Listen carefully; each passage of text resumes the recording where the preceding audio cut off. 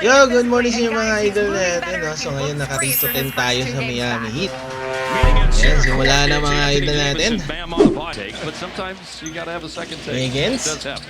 So off we go with the Miami Heat and the Dallas Bam! Mavericks meeting for the second time. Bang! Nice one! Tres kagad by Bam Adebayo. Open up the game. Was feeling good after knocking that one down.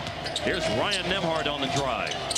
Coop filling a vacated area. Nembhard. This is very late in the clock, and Nembhard shot is no good. Nice one. Adebayo claims 4 and 5 on the road so far this year. Adebayo na naman. Too much on that one. Kala ko magsisunod-sunod na. Hero. Hero. Bang! 6 points na dito, Miami Heat, mga lads. Nalapat ang puntos na lang. Steal na naman. Hero na naman. Bang! Ayan,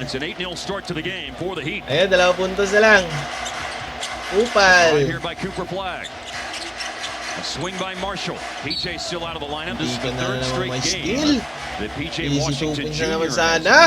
Ayan, Miami Heat. Huwag nyo na itong pakawalan, ha. 2 points na lang. Ayan, Pedro pa dito si The Maxi, turnover mga number is lads. still high. It's gone from the most in the league to 8th most in the league now. Let's go, Miami Heat! Miami drives off of that. That's 2 turnovers. Pasok nyo na tong position na to. You can't have those live ball turnovers against a team like this. Larson? Foul!